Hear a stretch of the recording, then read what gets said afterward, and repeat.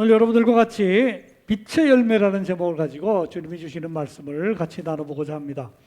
여러분들, 빛의 열매라는 구절은 아마 좀 생소하시리라고 생각이 됩니다. 우리에게 친숙한 구절은 성령의 열매입니다.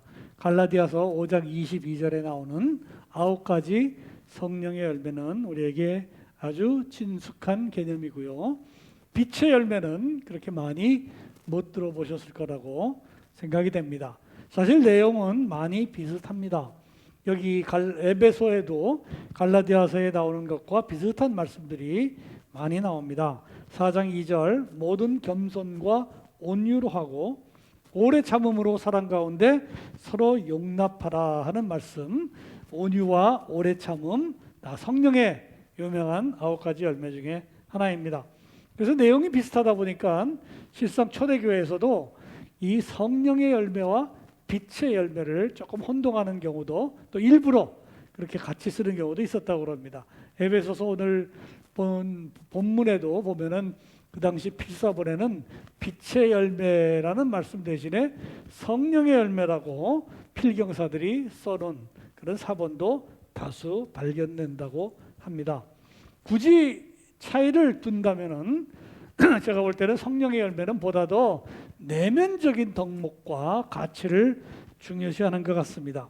희락과 화평, 오래 참음, 자비, 온유, 절제 등은 우리가 개인적으로 더 많이 가꾸면서 더 아름다운 열매를 맺어가는 그런 내용들입니다.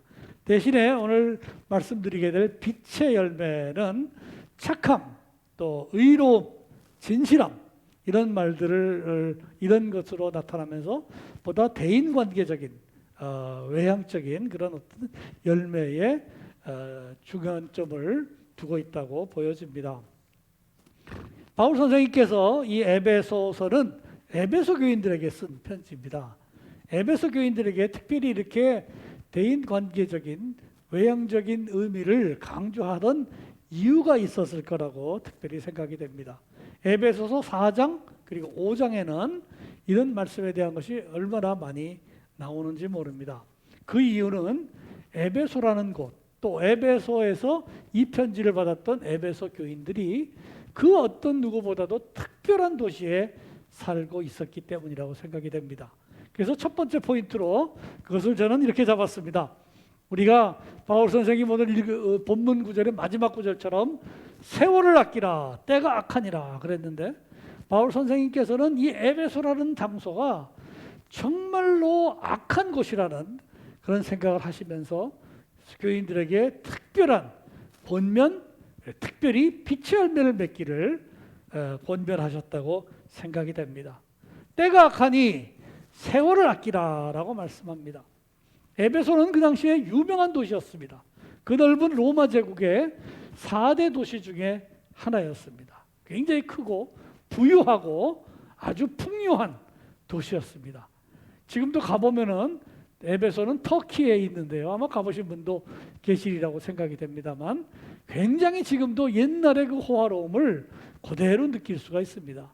에베소에 있는 유명한 도서관 같은 데 가보면은 어떻게 옛날 사람들이 그렇게 도서관을 장중하게 지었고 잘 만들었고 또 책들을 많이 모았는지 감탄하게 됩니다. 특별히 에베소에는 콜로세움이 있습니다. 콜로세움, 야외 음악당, 경기장, 앰피티아터. 로마 시대에는 그런 것들이 다 있었습니다만 도시마다 특별히 에베소에 있는 이 야외 음악당은 워낙 유명하다고 합니다. 지금도 참 보존 상태가 좋고요. 거기서 가운데 무대에서 피나라를 떨어뜨리면 저 뒤에 있는 데까지 들린다고 가이드가 그렇게 좀 뻥 아닌 뻥을 치는 걸 봤습니다. 모든 게 풍요로운 도시예요. 얼마나 좋았는지 모릅니다. 그만큼 유혹도 많았고 범죄할 것도 많았고 악한 도시였습니다. 그래서 우상의 도시였어요. 다이아나 여신을 섬기는 유명한 신전이 있었습니다. 그 당시 7대 불가사의 중에 하나라고 하는 다이아나 여신의 신전, 그것이 성경에는 아데미 여신이라는 말로 나오게 됩니다. 그렇게 이 에베소는 특별한 도시, 부유하지만 범죄가 많은 도시, 또 유혹이 많은 도시, 이 도시를 향해서 바울은 특별하게 빛의 열매를 맺으라라고 권면을 합니다. 때가 악하다고 말씀을 하고 계십니다. 저는 요즘 우리 21세기 초반 이 시간을 살면서 저도 나이가 좀 들었다고 생각이 됩니다만 뭔가 우리가 살고 있는 이 때가 왜 이렇게 악해지는가 하는 개탄을 하게 됩니다. 여러분들은 어떠신지 모르겠어요. 젊을 때는 다 세상이 좋아진다라고 생각을 하는데 나이 많아지면은 자꾸만 세상이 나빠진다고 생각을 한다고는 합니다. 그럼에도 불구하고 요즘처럼 이렇게 무시무시한 사람의 본연적인 모습을 잃어버려가는 그런 세상이 되어가고 있지 않나 하는 두려움을 떨칠 수가 없습니다. 테크놀로지는 엄청 발달합니다. 모든 기계 기술은 참 놀랍게 발달했어요. 50억 킬로가 떨어진 화성에 탐사선을 보내고 또 가져온다고 합니다. 인공 심장도 만들고 이제는 인공 두뇌까지도 만든다고 합니다. 모든 게 부유하고 풍요롭고 발달해 가고 있습니다. 이제는 아프리카 아이들도 주머니마다 휴대폰을 하나씩 다 갖고 있습니다. 더 이상 연결되지 않는 사람은 존재하지 않는 사람뿐이다라는 말이 있습니다. 모든 사람이 휴대폰이 하나씩 있기 때문에 다 전 세계 어디라도 연결될 수 있는 세상에 참 좋은 세상에 살고 있습니다. 그러나 우리 주머니에 들어있는 이 휴대폰이 또한 온갖 범죄의 도구이기도 합니다. 정치가들이 잡혀가면은 제일 먼저 없애려고 그러는 게 휴대폰입니다. 유튜브 굉장히 인기가 좋은데 유튜브도 보면 뭐 보던 것도 아니지만 사람들을 자극하기 위해서 얼마나 더 날 생경하고 더 무시무시한 내용들로 채워져 나가지 모른다고 합니다. 그래서 그렇게 해야만 돈을 벌겠다 하는 그런 이상한 광포한 세상으로 변해가고나 있지 않은지 때가 악하지는 않은지 참 걱정이 많이 됩니다. 여러분들도 공감하시는 분이 많으리라고 생각이 됩니다. 휴대폰을 통해서 SNS가 발달하는데 바로 그것 때문에 온갖 가짜 뉴스들과 소문들과 잘못된 말들이 흘러다닙니다. 아마 그 결정타가 전번에 미국에서 국회의사당에 난입했던 사건이 아닐까 모르겠습니다. 미국이라는 나라가 그런 나라가 아닌데 놀랍게도 만여 명이나 되는 사람들이 몰려들었습니다. 어떤 성급한 학자는 이제 민주주의의 종말이 왔다라고 얘기하는 사람도 있습니다. 이제 이 사람들이 이성적으로 표에 의해서 정말로 정부를 평화시에 잘 이해하는 그런 세상은 같고 뭔가 마타도의 세상이 왔다 그러는데 거기까지는 모르겠습니다만 뭔가 인간이 종말에 다가오고 인성이 끝나지 않나 하는 그런 염려를 없앨 수가 없습니다. 사람한테서 가장 기본적인 것이 측은지심이라고 맹자는 말한 바 있습니다. 아무리 원수의 자식이라도 우물에 빠지려는 걸 보면은 사람이 어찌 가서 도와주지 않겠느냐. 그게 측은지심이에요. 그런데 요즘에는 측은지심, 인간의 가장 기본되는 4단 7정 중에서 가장 기본되는 이 측은지심까지도 없어져가는 그런 사건들을 우리가 많이 목격하게 됩니다. 아이를 가방에 넣고 밟아 죽이지를 않나 말이죠. 아이를 때려갖고서 조그만 아이의 췌장까지도 부서졌다 하는 그런 보도를 들을 때는 이 세계가 우리들의 인성이 과연 어떻게 될 것인가 걱정을 하지 않을 수가 없습니다. 세상의 과학자들은 AI 기계를 통해 갖고 인공지능을 통해 갖고 자꾸만 사람 닮아가는 기계를 성공적으로 만들어가고 있다고 합니다. 그러나 한 가지 두려운 거는 기계가 사람을 닮아갈 동안에 사람이 기계를 닮아가는 것 같던 그런 걱정이 될 때가 있습니다. 사람이 이제 드디어 이상하게 돼가는 거 아닌가. 바로 이런 세상, 이런 악한 시기를 향해서 바울 선생님은 말씀합니다. 세월을 아끼라 그럽니다. 하루하루가 귀하니까 세월을 아껴서 우리의 삶을 정말 보람있게 살라는 말씀을 한마디로 축약을 합니다. 세월을 아끼라 때가 악하니라. 에베소는 에베소 교인들에게 썼다는 것으로도 특별하지만 특별히 바울 선생님이 아마 그 수많은 서신 가운데 가장 늦게 쓴 서신으로도 꽤 독특한 의미를 갖고 있습니다. 62년이나 3년 정도에 쓰셨을 거라고 우리가 추측을 하는데요. 많은 서신을 쓰는 가운데 거의 마지막 그래서 어떤 학자들은 이것이 바울 선생님의 백조의 노래 같다 그런 말도 합니다. 스완송이라고, 백조는 죽기 전에 가장 아름다운 노래를 부른다고 하는 것처럼 이 에베소에는 바울 선생님의 여태까지 살아온 모든 것에 대한 그런 것들이 집약적으로 담겨져 있지 않나 하는 그런 은혜로움을 우리에게 선사를 합니다. 세월을 아끼라라는 말은 문자 그대로는 정말로 돈 내고 살만하다, 귀한 것이다, 비싼 것이다 하는 의미가 들어가 있는데, 바울 선생님은 아마 자기 살았던 그 인생의 모든 것들을 다시 한번 반추하시면서 자기 인생에 있었던 후회라든가 회한이라든가 아쉬움이라든가 이런 거를 모두 담아서 아마 이 말에 쓰셨을 것 같습니다. 인생이라는 것이 얼마나 귀한지 모르는데 에베소 사람들이 이것을 그야말로 자꾸만 없애버리고 소비하고 낭비하는 것이 아깝다 그런 말씀을 여기에 담았을 거예요. 사실 우리의 시간은 평생 있을 것 같습니다. 우리의 삶은 계속될 것 같지만 사실 지금이 어떻게 보면 가장 중요한 때입니다. 지금을 아끼지 않으면 미래도 없을 수가 있습니다. 특별히 젊은이들에게는 인생이 항상 공짜 점심 같은 그런 느낌을 줍니다. 언제나 있을 것 같은 인생. 그런데 그렇지 않아요.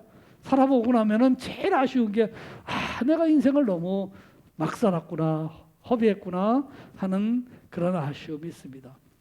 크게 본다면은 인류도 이제 시간이 부족하다고 그러잖아요. 탄소 중립이니 뭐 이런 말 들으면은 환경이 극도로 악화되고 있고 뭔가 하지 않으면 안 된다 하는 얘기. 우리로서 너무나 큰 얘기지만은 그것도 사실은 사실인 것 같아요. 개인적으로도 우리 삶이 그냥 하루가 연장되고 내일이 그대로 연장되는 그런 삶은 아닐 겁니다. 뭔가 결단을 해야 되고 정하지 않으면 안 되는, 뭔가 오늘 시작하지 않으면 안 되는 그런 삶의 결단 속에서 우리는 살고 있는데 그거를 정하지를 못하고 흐지부지 살아가는 경우가 얼마나 많은지 모릅니다. 사실 오늘이 지금이 가장 중요합니다. 세월을 아낀다는 것은 바로 그런 거를 말하는 것 같아요. 내가 오늘 내 가족을 사랑하기 시작하고 내 부인과 남편을 사랑하기 시작하고 내가 하고 싶기 원하는 것을 딱 시작하는 것, 그게 중요한 것 같아요. 그래서 하나님은 우리에게 새해도 주시면서 다시 한번 결심해라 그러거든요. 바로 세월을 아끼는 거, 그리고 그 세월 속에서 결과를 얻는 것이 얼마나 중요한지 모릅니다. 그리고 여러 가지 결단 중에서 아마 가장 중요한 것 결단, 그거는 우리가 그리스도 예수를 그리스도로 받아들이는 회심의 결단일 겁니다. 주님이 나의 구원자시다 하는 그 결심을 하는 것이 우리 일생에서 가장 중요한 결심이 됩니다. 여러분들은 바로 그 결심을 하시고 또 침례로서 징표를 삼으셨기 때문에 이 자리에 나와 계시는 모든 분인 줄로 믿습니다. 우리 침례교의 특징 중에 하나는 주일마다 그 결심의 시간을 주셨어요. 그래서 옛날에는 침례교회, 미국도 그렇습니다. 미국이 워낙 그렇습니다만 우리나라도 그때는 그랬습니다. 예배에서 설교 끝나면 항상 결심의 시간이 있었어요. 오늘 결심하실 분은 일어서시기 바랍니다. 오늘 결심하실 분은 앞으로 나오시기 바랍니다. 초청의 시간이 있었습니다. 오늘 다시 헌신하시고 싶은 분은 앞으로 나와서 헌신하시기 바랍니다. 그런 결단의 시간, 초청의 시간이 있었는데 언제부턴가 그것이 많이 없어졌습니다. 우리 이 전통에서 어떻게 보면 좀 아쉽지 않나. 지금도 미국 가보면 아마 가봐서 침례교회 예배를 드린 분은 많이 보셨겠지만 거의 모든 침례교회가 바로 그런 초청의 시간을 갖습니다. 여러분들 주님 앞에서 여러분들의 마음을 보여주시기 바랍니다. 그때부터 우리는 주님의 그 축복 속에서 새로운 결단을 할 수가 있어요. 그래서 바울 선생님은 바로 이 세상을 향해서 이렇게 말씀합니다. 세상이 악하고 때가 악하니 어서 세월을 아껴서 우리가 빨리 시작하자 얘기를 합니다. 우리가 주님 안에서 그리스도를 받아들이고 우리가 그리스도를 우리의 구세주로 고백한 그 결과는 뭐냐? 바울 선생님이 두 번째로 말씀하시는 것은 우리는 그래서 빛의 자녀로 높임을 받았다 얘기를 합니다. 우리가 그리스도를 고백하고 그리스도 안에서 다시 거듭남으로써 우리는 빛의 자녀가 되는 큰 영광을 얻었다는 거예요. 빛이란 무엇이냐? 여러분들, 세상에 빛이라는 것은 정말 어떻게 보면 가장 중요한 거라고 볼 수 있습니다. 우리가 빛이 없다면은 지금 우리가 보고 있는 이 모든 것이 다 없어질 수밖에 없습니다. 정말 암흑이라면은 아무것도 볼 수가 없고, 눈도 필요 없고, 눈도 없었겠죠. 아무것도 없는 그런 세상이 바로 빛이 없는 세상입니다. 아까도 여러분들 텔레비로 보시면은 저기 심해 아주 깊은 바다, 뭐 10,000m나 내려간다는 그런 바다에 사는 생물들의 모습을 보여줍니다. 우리가 직접 안 봐서 모르겠지만 그 생물들은 대부분들 눈이 없습니다. 눈이 있을 필요가 없고 아무 눈이 발달될 조건이 없었기 때문에 눈이 없습니다. 눈이 없고 좀 뭐가 있느냐? 아마 촉수는 있는 것 같아요. 촉수는 있어갖고 지렁이처럼 서로 꿈틀대면서 살아가는 모습을 보여줍니다. 우리가 만약에 빛이 없다면 우리의 모습도 그렇게 생기지 않았을까? 심해어처럼 생기지 않았을까 하는 생각을 합니다. 빛은 세계에서 가장 처음으로, 우주에서 제일 먼저 우리에게 주신 하나님의 선물입니다. 창세기 1장 3절에 보면은 말씀합니다. 하나님이 이르시되 빛이 있으라 하시니 빛이 있었고, 이 빛을 하나님이 보시기에 어떻다고 그러셨어요? 보시기에 좋았더라 얘기합니다. 빛은 우리에게 하나님께서 주시기 위해서 제일 먼저 만든 선물, 그리고 가장 아름다운 선물이 바로 빛입니다. 빛이 없었다면 어떤 것도 불가능했을 그럴 세계에 우리는 살고 있습니다. 빛은 그만큼 아름다운 거예요. 그런데 우리에게 이런 바로 빛의 자녀가 되는 특권을 주셨다고 얘기를 합니다. 여기 빛이라는 말이 구약에도 많이 나오고 신약에도 많이 나오는데요. 빛이 히라보 원어로 뭐라고 그러는지 아세요? 아마 아시는 분들이 굉장히 많을 겁니다만 자기가 알고 있다는 사실도 모르고 있는 분이 대부분일 겁니다. 수수께끼 같은 말이지만 빛의 히라보 원어는, 헬라어 원어는 포토입니다. 포토. 포토라는 말은 우리가 늘 쓰는 말이죠. 포토. 빛을, 사진을 처음 발명했을 때 이걸 사람들이 뭐라고 부를지 고민했어요. 이걸 대체 뭐라고 부를 거냐. 근데 빛이 와가지고 판에 맺혀갖고 만들어진 게 사진이잖아요. 그래서 빛의 문서다, 빛의 판이다 해서 포토그래피라고 이름을 붙였다가, 그래피 뒤에 무슨 뭐 문서, 종이 이런 거는 띠뿌리고 앞에 것만 남겨놨습니다. 그래서 포토 하는데 그게 바로 빛입니다. 빛을 처음 만드신 분, 빛을 우리에게 처음 주신 분은 하나님이세요. 하나님은 어떤 분이냐? 성경에는 하나님이 왜 빛을 만드셨고 어떻게 만드실 수 있었느냐? 바로 하나님이 빛 자체이기 때문이라고 말합니다. 요한일서 1장 4절, 우리가 그에게서 듣고 너희에게 전하는 소식은 이것이니 곧 하나님은 빛이시라. 그에게는 어둠이 조금도 없으시다는 것이니라. 하나님이 빛 그 자체였기 때문에 우리에게 빛을 주셨습니다. 하나님의 성품을 표현할 수 있는 수많은 말들이 있지만 삼위일체 하나님을 표현할 수 있는 가장 좋은 단어는 역시 빛입니다. 하나님은 우리에게 창조주로서 참 빛의 근원 되시고, 예수 그리스도는 우리에게 선악을 알게 하시고 구원을 알게 하신 생명의 빛으로 찾아오시고, 성령님께서는 우리의 이 어두운 마음속에 새로운 빛과 위안을 주시는 위안의 빛으로 찾아오십니다. 요한복음 8장 12절에 나는 세상의 빛이니 나를 따르는 자는 어둠에 다니지 아니하고 성령의 빛을 받으리라. 그게 우리에게 주시는 하나님의 큰 축복이에요. 처음에 이 빛 되시는 하나님, 삼위일체 되신 하나님께서 세상을 만들었을 때는 온통 빛이었습니다. 창세기 1장과 2장에 보면은 낙원의 이야기가, 에덴 동산의 이야기가 나옵니다. 아담과 이브도 빛 속에 살았다고 나옵니다. 2장 25절이 2장의 마지막 구절인데 거기 보면 말합니다. 아담과 그의 아내 두 사람이 벌거벗었으나 부끄러워하지 아니하더라. 어떤 선악을 떠나서 이 최초의 인간은 빛 속에서 하나님의 은혜 가운데 살았는데 바로 3장 1절 하다 보니까는 3.1절이 되더라고요. 바로 내일이 3.1절인데 창세기 3장 1절 3.1절부터 어둠과 죄악이 시작되었다고 말합니다. 그런데 뱀은 여호와 하나님이 지으신 들짐승 중에서 가장 간교하니라. 온통 빛이었던 세상에 어둠이 들어오고 이제 타락이 시작됩니다. 그래서 인간은 그때부터 우리의 원죄가 시작됐다고 우리는 이제 알고 있습니다. 이것이 상징하는 바는 굉장히 큽니다. 인간은 사실은 완벽하지 않다는 거예요.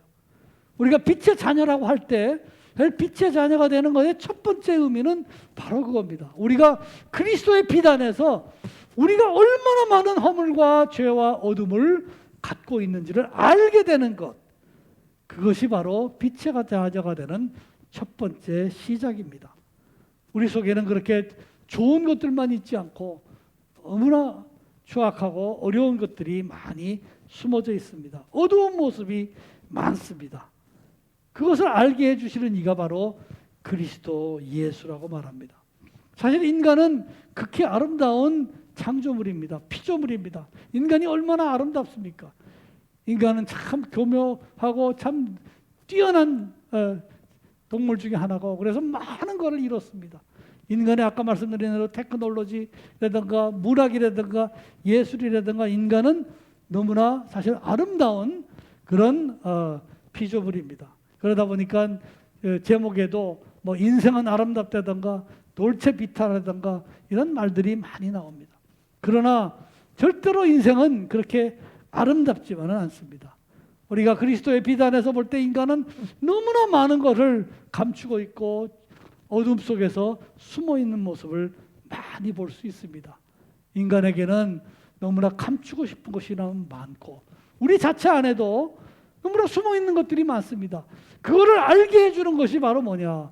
복음의 빛이라고 말합니다. 예수 그리스도를 통하여 거기에 대한 정확한 진단을 할 수 있는 것, 그것이 바로 빛의 자녀가 되는 첫 번째 길입니다. 우리가 잘못된 것을 알아야지만 그것을 고쳐나갈 수가 있습니다. 우리가 상처를 직시하여야만 그거를 치유에 이르게 할 수가 있습니다. 에베소서 5장 12절 오늘 본문 말씀은 바로 그 말씀을 합니다. 그들이 은밀히 행하는 것들은 말하기도 부끄러운 것들이라. 그러나 책망을 받는 모든 것은 빛으로 말미암아 드러나나니 드러나는 것마다 빛이니라. 그러므로 이르시기를 잠자는 자여 깨어서 죽은 자들 가운데 일어나라. 그리스도께서 너희를 비추이시리라. 주 예수 그리스도를 통하여 우리의 어려운 면, 어두운 면이 드러날 때 그때부터 복음은 정말로 역사하기 시작합니다. 복음은 기쁜 소식입니다. 이런 그대로. 그래서 우리가 찬송가를 부르죠. 달고 오묘한 그 말씀. 그렇게 찬송가를 부릅니다. 그러나 사실 복음은 처음부터 기쁜 소식은 아닙니다. 복음은 우리에게 처음에 쓴맛으로 다가올 수 있습니다. 영어로 비터스위트라는 표현이 있는데 쓰지만 달콤한 그 맛이 어떻게 보면 복음입니다. 왜냐? 우리의 아픈 것, 우리가 감추고자 하는 것을 적나라하게 보여주는 것이 복음이기 때문에 그 안에서 우리는 주님의 자녀로 인칭을 받을 수가 있습니다. 그러면 너희는 어떠하냐? 우리는 나으냐? 결코 아니라 유대인이나 헬라인이나 다 죄 아래 있다고 우리가 이미 선언하였느니라. 기록된 바 의인은 없나니 하나도 없으며 선을 행하는 자는 없나니 하나도 없도다라고 로마서에서 말하고 있습니다. 옛날에 우리 학생들 지도할 때 학생들에게 감명 깊었던 성경을 한번 얘기해 보라고 그랬어요. 그랬더니 학생들이 얘기를 합니다. 여기서 은혜 받았습니다. 여기서 희망을 얻었습니다. 쭉 얘기를 하는데 어떤 한 학생이 갈라디아서가 정말로 은혜로웠습니다. 이유는? 그랬더니 이 학생이 말합니다. 갈라디아서에서 저는 너무나 마음이 찔리는 경험을 했습니다. 그게 바로 복음입니다. 복음을 통하여 우리는 주 그리스도의 예수 안에서 우리의 잘못된 것을 깨달아 나갈 수가 있습니다. 거기서부터 복음이 시작됩니다. 그러나 거기서 끝이는 게 아니에요. 빛의 자녀가 됐다는 것은 이제 빛이 내려왔기 때문에 우리 안에 있는 어둠을 알게 됐다는 거고, 그 다음에는 주님의 빛을 받아서 그 빛을 전할 수 있게 됐다라는 더 큰 소식이 기다리고 있습니다. 우리 스스로 빛을 만드는 사람은 아니지만 주님이 주시는 그 사랑의 빛, 은혜의 빛을 통하여 빛의 반사체가 된다는 거예요. 5장 8절에 말합니다. 너희가 전에는 어둠이더니 이제는 주 안에서 빛이라. 빛의 자녀들처럼 행하라 얘기를 합니다. 이제는 빛이라. 왜냐?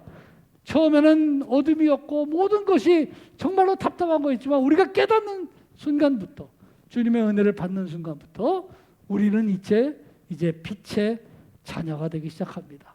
그래서 오직 너희의 심령이 새롭게 되어 하나님을 따라 의와 진리의 거룩함으로 새 사람을 입으라 얘기를 합니다. 그게 하나님께서 우리에게 주시는 큰 영광이자 특권이에요. 주님을 따라라. 하나님을 따르고 하나님을 따라서 또 예수님을 닮아서 그렇게 우리가 변해가는 모습, 그것이 바로 하나님께서 우리에게 권면하시는 말씀입니다. 우리가 5장 1절에 보면은 또 이렇게 말씀합니다. 그러므로 사랑을 받는 자녀같이 너희는 하나님을 본받는 자가 되라 합니다. 사랑을 받는 자녀처럼 하나님을 본받는 자가 되라.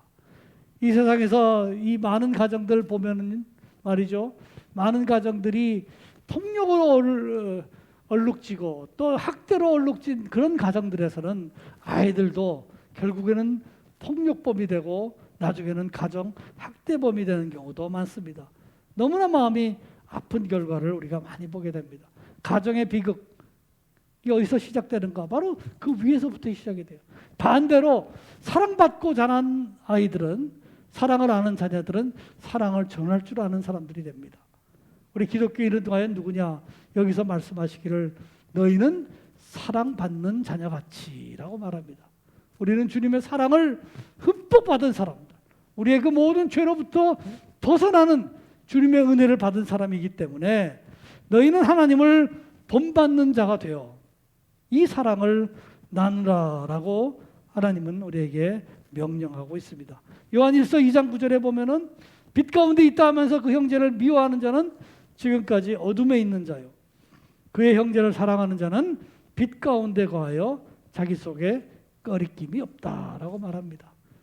사랑하는 자, 사랑을 받은 그만큼 나눠줄 수 있는 게 우리들에게 주어진 사명이고 주님의 축복인 줄로 믿습니다. 그래서 우리는 빛의 자녀가 됐다는 것은 두 가지예요. 우리의 잘못과 모든 것을 빨리 알고 그 안에서 주님의 주시는 사랑과 은혜의 빛을 전할 수 있는 자, 그 사명을 이루는 것, 그것이 바로 빛의 자녀가 되는 의미가 됩니다. 그래서 마지막으로 바울 선생님은 우리가 이제 빛의 자녀로서 빛의 열매를 맺고 나가라 그럽니다.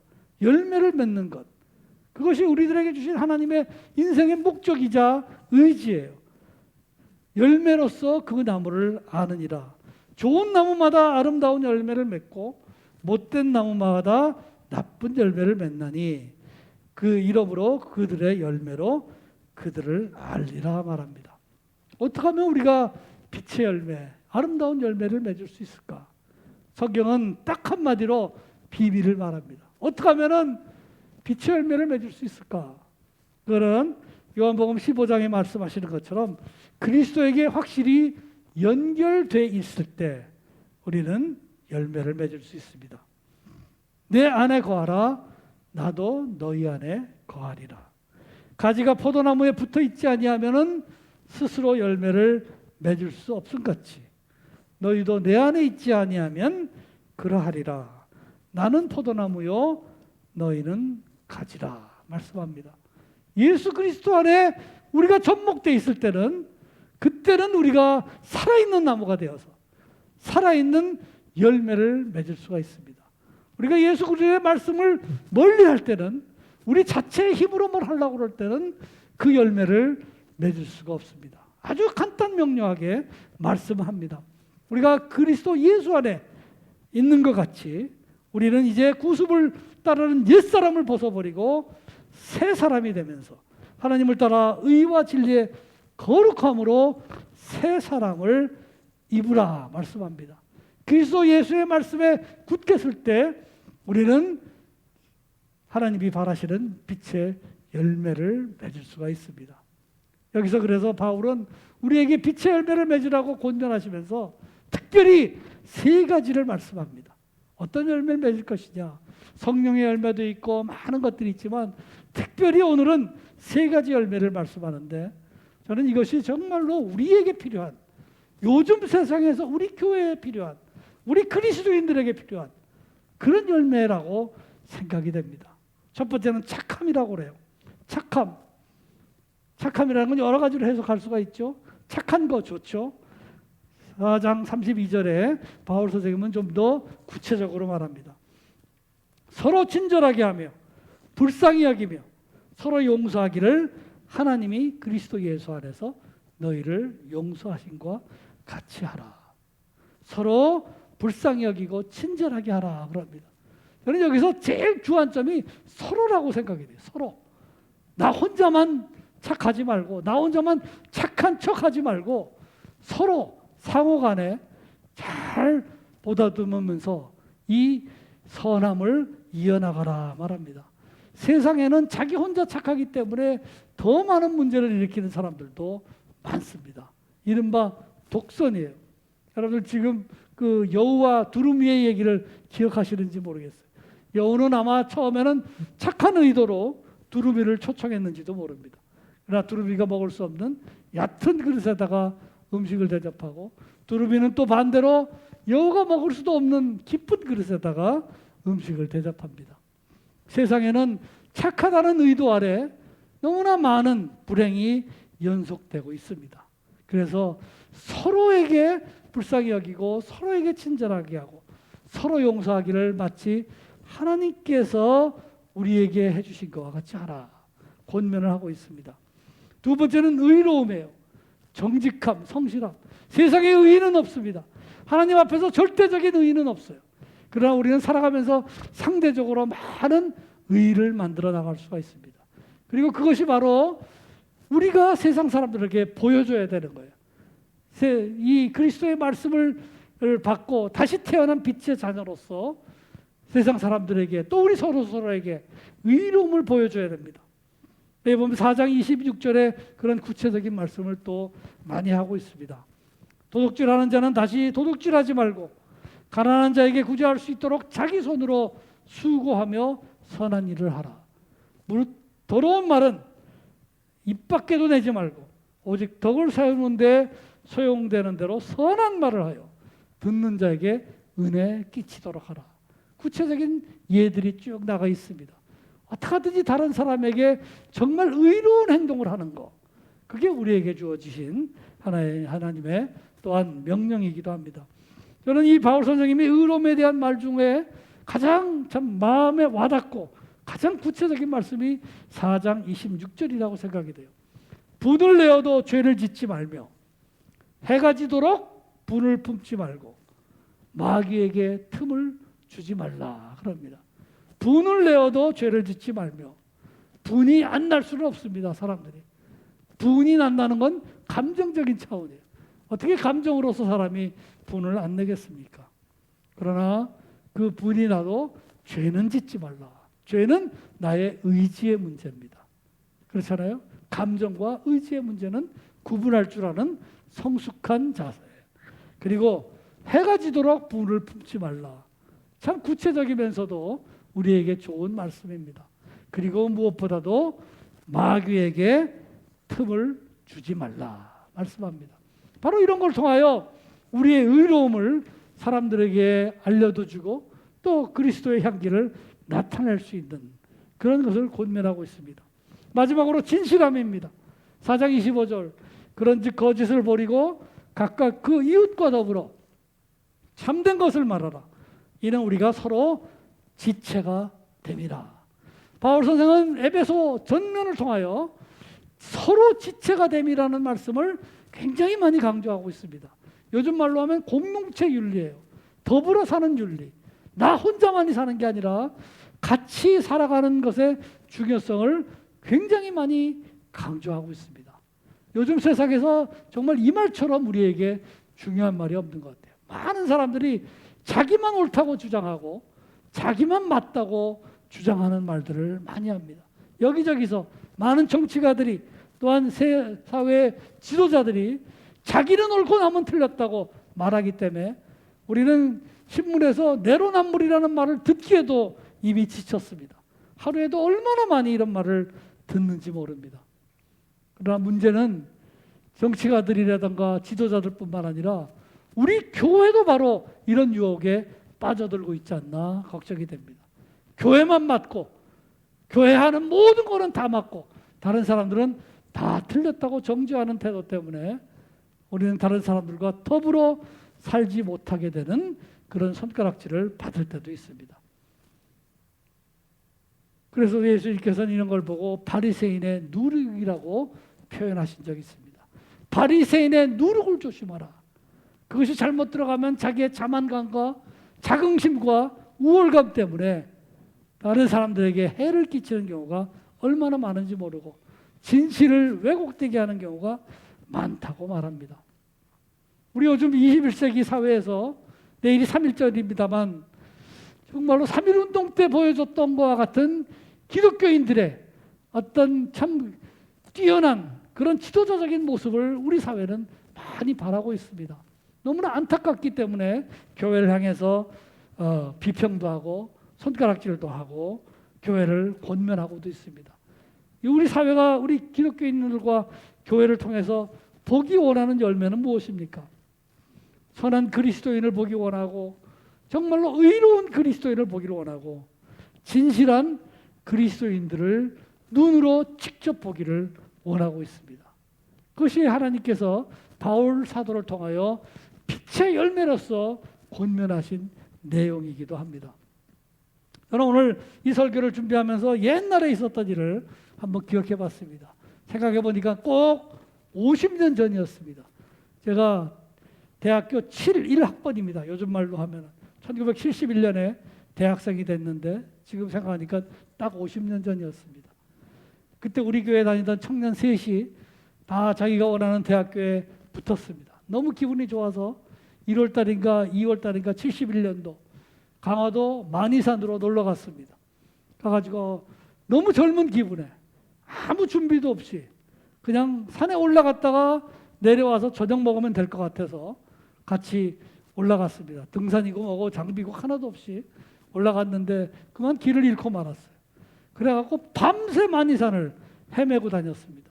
그때 저희가 아는 찬송가 다 부른 것 같아요. 얼마나 많이 부르고 얼마나 많이 기도하면서 열심히 돌아다녔습니다. 그러다가 맨 마지막에 새벽 한 3, 4시쯤에 드디어 그 깜깜한 밤속에서 그 온통 눈밭인데 거기에서 드디어 어떤 민가의 등불을 하나 발견했습니다. 그때 그 반가웠던 마음을 지금도 잊지 못합니다. 야, 살았다 외치면서 그 민가의 불빛을 발견하고 정말로 고마웠던 그 감정을, 그 기억을 아직도 갖고 있습니다. 우리 한국 사회가 우리 교회에서 바라는 것이 바로 그런 것이 아닌가 생각이 됩니다. 지금 사회는 악하고 이 세대는 뭔가 잘못된 길로 가고 있습니다. 여기에서 딱 보여줄 수 있는 정말 살았다라고 말할 수 있는 그 불빛을 우리 교회로부터 또 우리 교단으로부터 우리 기독교인으로부터 보기를 우리 사회는 갈구하고 있습니다. 근데 그거를 못 보여주기 때문에 우리에게 참 많은 부족함이 있지 않나 생각이 됩니다. 나의 조그마한 행동이지만 나의 선한 그런 행동, 나의 조그마한 결정이지만 내가 정말 의롭게 결정한 그 모든 것. 남이 볼 때는 하찮은 말이지만 정말로 진실한 말 한마디, 증언 한마디가 시리에 빠지고 절망하고 손가락질하는 그 누구에게 생명을 살리는 큰 등불이 될 수도 있습니다.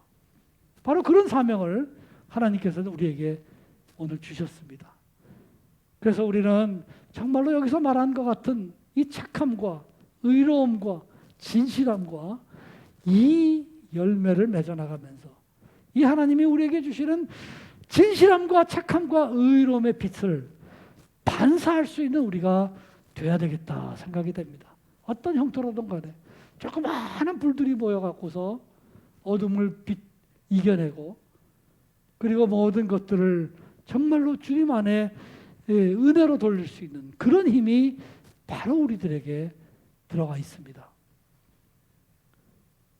신학생들이 가장 부르기 좋아하는 노래 중에 하나가 빛의 사자들입니다.